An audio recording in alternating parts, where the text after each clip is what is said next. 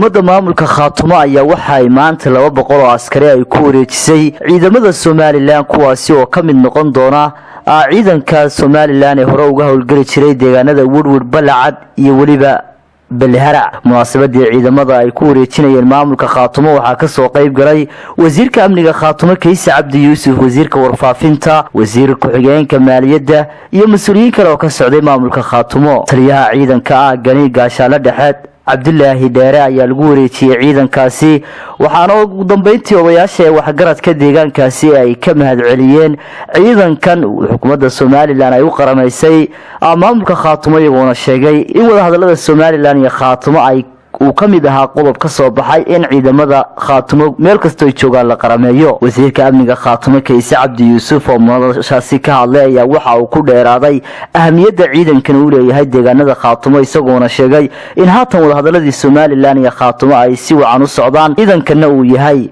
bilowga heshiisyada fulay. arrinta aan maanta isugu nimi ee inteennana kulmisay ee aynu taariikhda ku suntannahay waa heshiiskii Caynaba ka dhacay 20 November 20 October heshiiskii ka dhacay Caynaba ee ay ku heshiiyeen Soomaaliland iyo Khaatumo. heshiiskaasi qodob buu lahaa, ra'yi iyo hadal baa la yiri, fulin buu u baahnaa, in la fuliyo waa laga maarmaan. marka uu heshiis fulayo ee dhaqan galayana waa maanta oo kale maaha. macnuhu waxa weeye maanta lama heshiin, hore loo heshiiyay meelo badan buu soo maray, dibad iyo gudaba leh.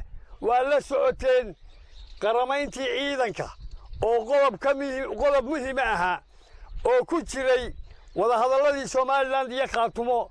ciidankii koobaad ee Khaatumo ee aanu ku wareejino ciidanka qaranka Soomaaliland annagu wasiir ahaan iyo Khaatumo ahaan aanu wareejinayna munaasabadiisii baynu maanta isugu nimi.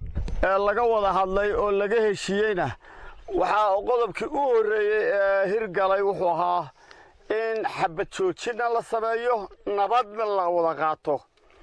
waayo haddaan nabad dhicin wada hadal ma soconayo. haddaan nabad dhicin oo dagaal lagu jiro ilaa iyo intii wada hadalka la bilaabayna dagaal lama idaan gelin, meel dhib kama idaan sameyn. waxay la tahay waxaad ku fadhideen uun heshiiska ay meesha ku dambayn doono. waxaan aad iyo aad uga mahadnaqayaa halkan dawladdii hore maxamed Silaayo oo iyadu wada hadalkan bilowday iyo wasiiradii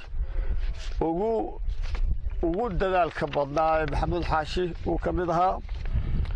waxaan u mahadnaqayaa guddidii wadajirka ahayd ee laba geesoodka ahayd oo Soomaaliland iyo Khaatumo iyagu runtii dulqaad iyo siyaasad iyo xirfad aqoonaysan ku shaqaynayay, heerkaana maanta soo gaarsiiyey.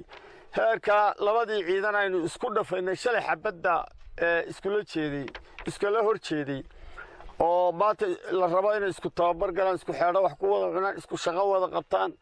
yacni aad baan uga mahadnaqayaa.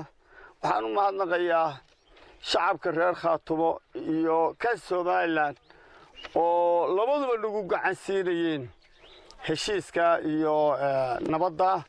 waxaan si gaar mahad ugu naqayaa meelihii gudaha, meelaha shirka uu ka dhacayay magaaladan Balacad oo ahayd lafdhabarta ama meelaha ugu tunka roor Khaatumo saldhigyadeeda. aad iyo aad baan shacabka reer Balacad ugu mahadnaqayaa.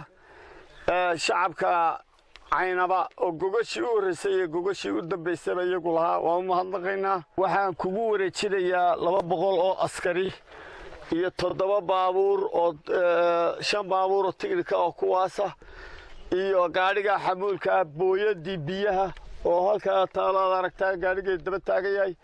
intaasaa kugu wareejinayaa laga bilaabo saacadda aan taaganahay iyo bisha oo maanta 13 soo maaha. bisha ninkaasaad kala xidhiidhaysaan taliyihiinni. raalli ma ku tihiin? raalli gacantaaga. raalli ma ku tihiin? ciidanka qaranka Soomaaliland soo kama mitiid. saacadda laga bilaabo waxaad tihiin ciidanka qaranka. askari kastaana wuxuu leeyahay xuquuqda ciidanka qaranku leeyahay. waajibkaad leedihiin baa idinna laydinka rabaa ee ciidannimo kaasaa laydinka doonayaa haddii ilaahay garto anigoo ku hadlaya afka degmada deegaanka Ballicad iyo nawaaxigeeda waxaan markhaati ka nahay oo aan goobjoog ka nahay oo aan maanta hortayada aan ku cadaynaynaa xil wareejintii ciidankii qaranka ee ciidankii Khaatumo oo lagu wareejiyay taliyihii ciidanka Wirwid gaashan la dhexe Cabdilaahi Maxamuud Degaweyne aad iyo aad baan u soo dhawaynaynaa ciidankan iyo nabadayntan iyo ciidankan la wareejinayo Somaliland oo la qaramaynayo aad iyo aad baan u soo dhawaynaynaa waana ku faraxsanahay degmada Ballicad hadaanu nahay waxaanu nahay meeshii u shisheysay Sakariya Maxamed Ciise Wadani wararka telefishinka Somali News degmada Ballicad gobolka Cayn.